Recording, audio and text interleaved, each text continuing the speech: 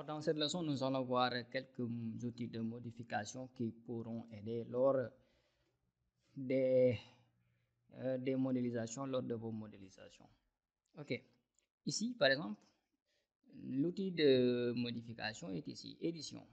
Donc, les outils de modification sont dans édition. Donc, cette barre, on peut mettre ça là où nous voulons. Donc, comme ça, par exemple, elle est déplaçable. Nous voulons dans un premier temps, par exemple, prolonger cette barre jusqu'ici. Alors, c'est très simple. Nous allons voir l'outil prolongement ici. Dès qu'on se pointe, on nous ouvre prolongement. OK. Sélection des barres, des objets définissant le prolongement. Alors, c'est cet objet qui définit le prolongement. OK, je sélectionne, c'est l'objet numéro 2. Donc, c'est la barre numéro 2 qui définit le prolongement. Alors, l'objet à prolonger. Ici, je clique ici, c'est cette barre qui est à prolonger. Donc, dès que je sélectionne donc, cet objet, il est prolongé. Donc, ça, c'est bien, c'est intéressant. Alors, par exemple, je vais faire exprès de tracer ces deux barres. Donc, on va revenir sur projection. Je vais fermer ici et on va enlever tout ça. Ok. On va retracer des barres. Poutre. Donc, je trace une barre de là à là.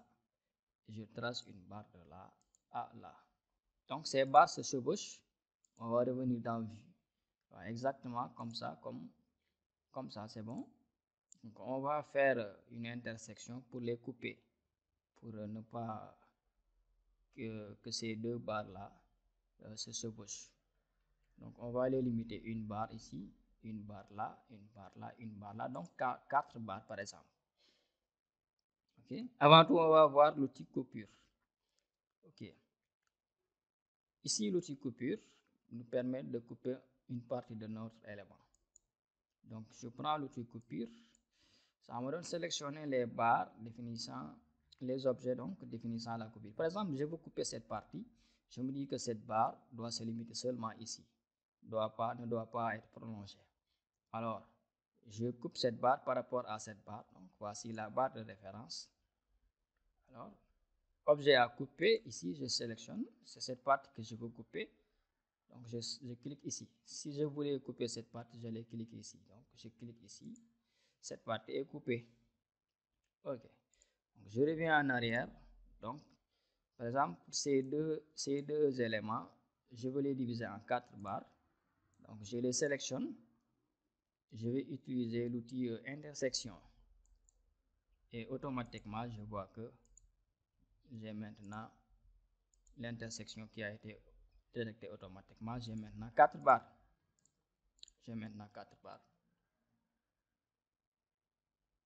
Alors, je vais désactiver les croquis. Cette barre, par exemple, je peux la diviser. Je sélectionne la barre comme ça ou comme ça. Je peux donc diviser la barre en n parties. Je peux prendre donc l'objet divisé barre. Sinon, je peux prendre, par exemple, je vais couper cette barre aussi. Donc, on peut utiliser l'objet prolongement ou bien l'objet coupure. OK. On va définir la barre qui ne sera pas coupée, la barre de référence, et la barre qui sera coupée, c'est celle-là. C'est bon. Donc, ces deux barres, je peux les diviser en n parties. Je les sélectionne, je vais voir diviser barre. Ici, je peux les diviser par exemple en n segments.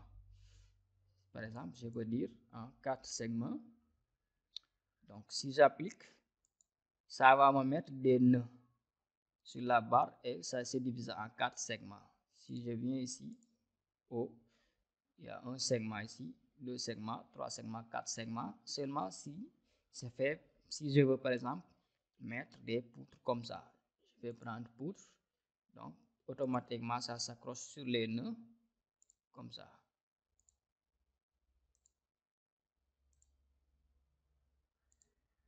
Bien. Donc voici ce que cela nous a permis de faire. Bon, normalement, ce n'est pas grave. Donc, deux de nos barres ont été saisies en bas. Nous allons voir maintenant l'outil qui nous permet de les copier vers le haut ou de les déplacer. Donc, pour ne pas encombrer le dessin, on va désactiver le numéro des nœuds. C'est bon. Ça, c'est le numéro des barres. Nous pouvons sélectionner par exemple ça. Activer les croquis. Donc, ces deux barres, donc nous pouvons les copier donc vers le haut. Dans ce cas, nous pouvons ici utiliser l'objet translation copie. Alors, donc c'est suivant Z, bien sûr, on le déplace suivant Z. On peut soit les déplacer, soit les copier. Donc ici, on peut les déplacer manuellement. Dans ce cas, on va venir sur nœud. Donc on va prendre le nœud de base, comme ça, et on va prendre directement ici le nœud d'arrivée. On clique sur le nœud d'arrivée et ces objets sont copiés. Alors, si nous faisons retour, on pouvait faire les sélectionner et les déplacer si nous voulons, au lieu de les copier. Donc, on se met sur nœud, on prend le nœud de départ et ensuite on s'accroche au nœud d'arrivée, on les a déplacés. Alors, si je viens sur avant, donc je peux par exemple faire la cotation pour voir quelque chose, pour voir la hauteur entre ici et là, cette hauteur. Donc, on va faire outil cotation. On va prendre ça, prendre la base et se déplacer. Bon, ça ne marche pas comme ça. On va aller dans projection. Ou bien on va aller dans le plan XZ ici. Dans le plan XZ. Voilà, donc entre la base et l'étage, outil cotation, ici et là, comme ça, 3,20 m. Donc la hauteur c'est 3,20 m. Si nous revenons maintenant sur la 3D, donc par exemple, on va revenir en arrière un peu. Voilà, donc ces deux barres, on pouvait les déplacer en utilisant la valeur 3,20 m. On les sélectionne donc, translation copie. Ici, on voit dx, dy, dz. Nous voulons les déplacer suivant z. Alors dx, c'est suivant l'horizontale, suivant x, comme ça. dy, c'est suivant l'horizontale, mais dz suivant la verticale. Donc, dx, on ne peut pas déplacer suivant x, on met 0. Ensuite, on va faire point virgule. Comme c'est écrit ici, dy aussi, on fait 0. Ensuite, on fait point virgule. Maintenant, dz, c'est la valeur qu'on va faire. On va faire 3,20 m. Si on veut les copier et ne pas les déplacer, on va faire appliquer. Et automatiquement, c'est fait. Donc, si on voulait les déplacer suivant x, on allait seulement mettre la valeur de déplacement ici. On peut toujours sélectionner une barre et la déplacer de façon horizontale.